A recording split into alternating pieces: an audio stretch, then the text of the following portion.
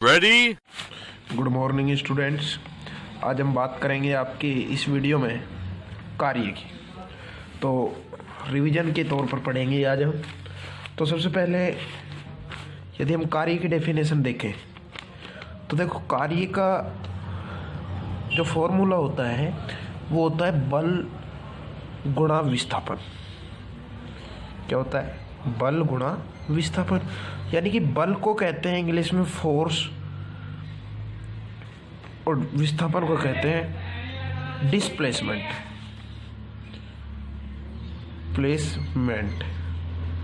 यानी कि कार्य बराबर बल गुणा विस्थापन। तो इसकी डेफिनेशन यदि हम बनाए तो ये बनेगी, यदि किसी वस्तु पर लगाए गए बल व तथा विस्थापन के गुणनफल को कार्य कहते हैं। यदि किसी वस्तु पर लगाए गए बल तथा विस्थापन के गुणनफल को क्या कहते हैं? कार्य कहते हैं। तो देखो कि आपकी ये, मान लीजिए आपकी ये संदूक है या कोई लकड़ी का गुटका है और ये कोई पृथ्वी की सतह है। जब मैंने इस पर बल लगाया यानी कि F, तो यह लकड़ी का टुकड़ा यहाँ पे आ जाता है, यानी और चला जाएगा आगे यदि आप बल लगाओगे तो। यानी कि यह वस्तु यहाँ से क्या हो जाती है? विस्थापित हो जाती है। आप ऐसे दर्शा सकते हो या इससे डी से दर्शा सकते हो। तो इसका फॉर्मूला जो बनाएगा, कार्य को इंग्लिश में वर्क कहते हैं तो W से दर्शा देंगे इसको, और F इंटू S। यदि बल व विस्थापन के मध्य थीटा कोण हो तो किया गया कार्य। यदि बल व विस्थापन के मध्य, हेडिंग बढ़ती है, डेफिनेशन समझ में आ गई होगी। यदि बल व विस्थापन के मध्य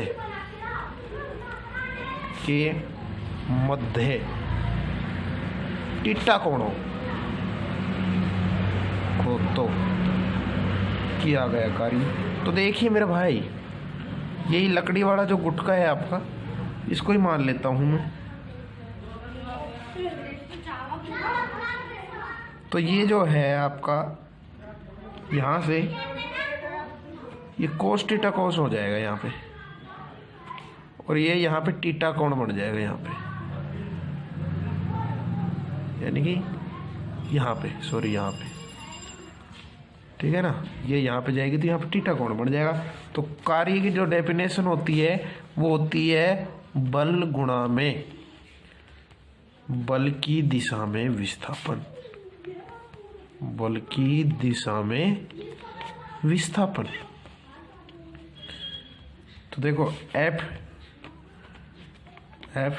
कोस थीटा इंटू S, तो FW बराबर हो जाएगा FS कोस थीटा। ये हो गया इसका। गुरुत्व बल के विरुद्ध किया गया कार्य।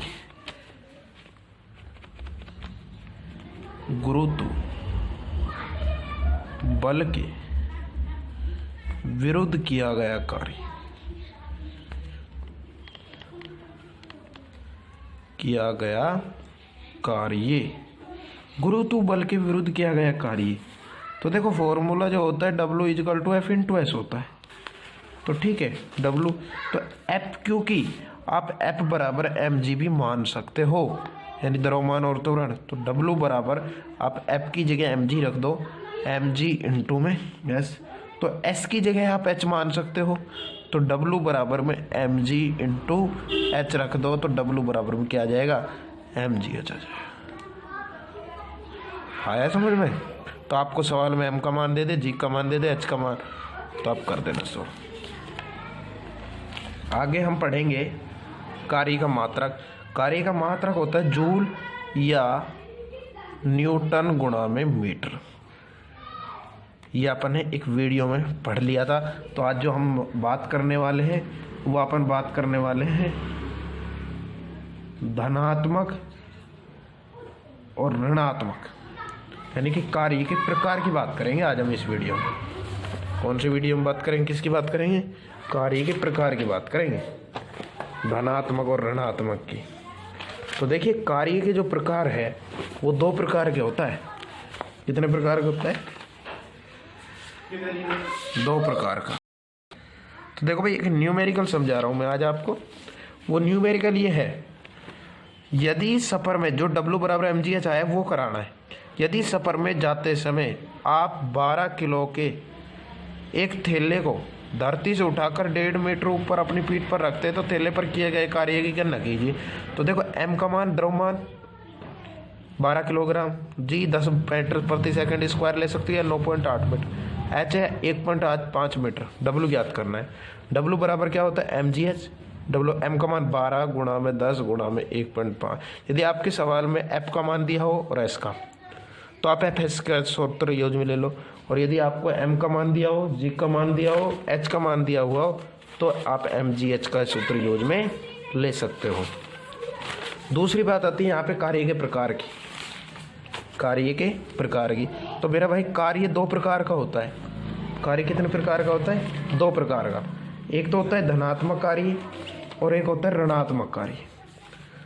एक तो होता है धनात्मक कार्य और दूसरा होता है ऋणात्मक कार्य।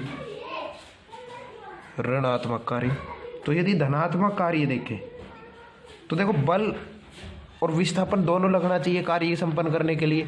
तो जब बल और विस्थापन के मध्य, जब बल और विस्थापन के मध्य, जब बल और विस्थापन के मध्य कौन सा कोण हो? न्यून कोण।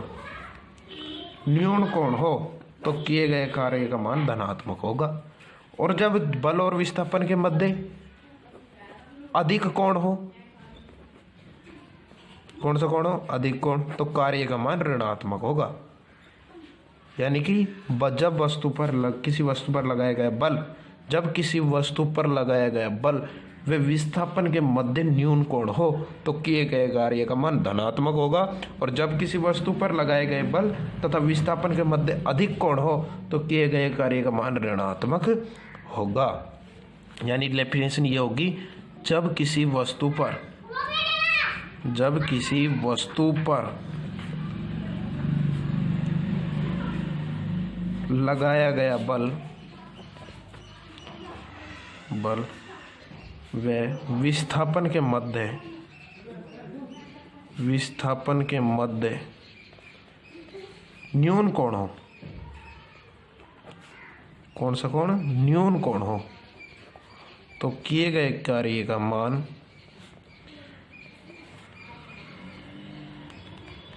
ऋणात्मक होगा, कार्य में धनात्मक होगा, सॉरी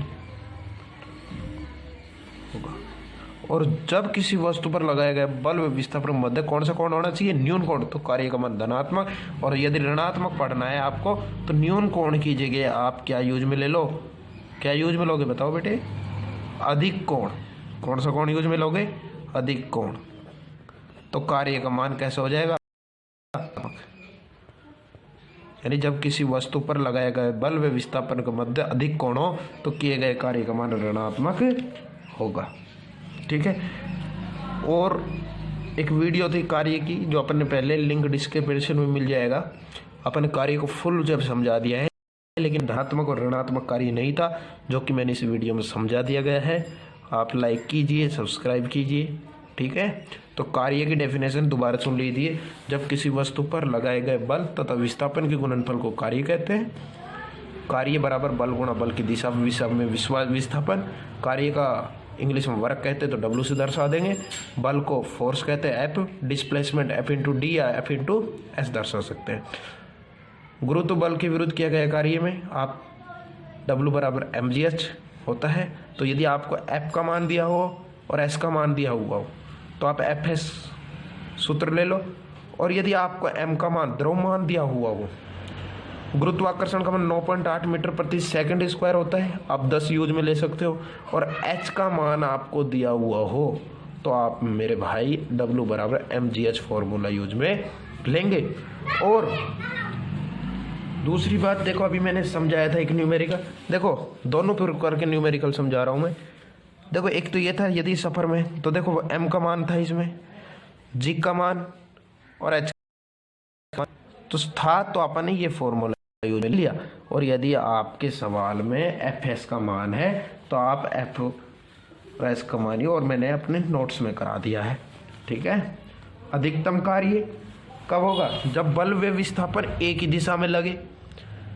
जब बल व विस्थापन की दिशा एक ही हो, यानी एक ही दिशा में लगे, तो कार्य का मान अधिकतम हो जाएगा। और जब बल व विस्थापन एक दूसरे के लंब हो तो कार्य का मान न्यूनतम हो जाएगा। और अब की बार शक्ति और विद्युत शक्ति पढ़ेंगे। तो शक्ति क्या होती है? शक्ति क्या होती है?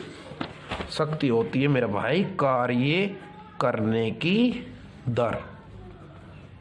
कार्य करने की जो दर होती है वो शक्ति कहलाती है। तो देखो, आप कार्य के लिए 2-3 फॉर्मूले, एक तो आप W बराबर mgh यूज में लेना है, और एक आपको W बराबर F इंटू एस यूज में लेना है। तो कार्य का करने की दर क्या कहलाती है? शक्ति कहलाती है। शक्ति को पावर कहते हैं इंग्लिश में मेरे भाई। पावर को P से दर्शाते हैं। किसे दर्शाते हैं? P का फॉर्मूला होता है मेरे भाई W/T। तो देखो, P बराबर W की जगह अपन ने गुरुत्व बल के विरुद्ध किया गया कार्य में mgh आया था, mgh। तो अपन इस फॉर्मूले को आप ऐसे भी बना सकते हो, mgh/T बना सकते हो। एक फॉर्मूला यह होता है W/T। W का फॉर्मूला क्या था वर्क का? एक F इंटू एस भी होता है। तो आप F इंटू एस बटा टी भी ले सकते हो। ले सकते हो, नहीं ले सकते भाई? जब W बराबर F होता है और W बराबर mgh, थोड़ी देर पहले बताया मैंने, तो P बराबर आप mgh/T भी ले सकते हो और F इंटू एस भी ले सकते हो। समझ में आ गया? शक्ति का मात्रक होता है वाट या जूल प्रति सेकंड। तो सवाल करवा देता हूँ, देखिए मेरे भाई। एक 40 किलोग्राम द्रव्यमान का व्यक्ति 30 मीटर ऊंची पहाड़ी पर 20 सेकंड में चढ़ जाता है।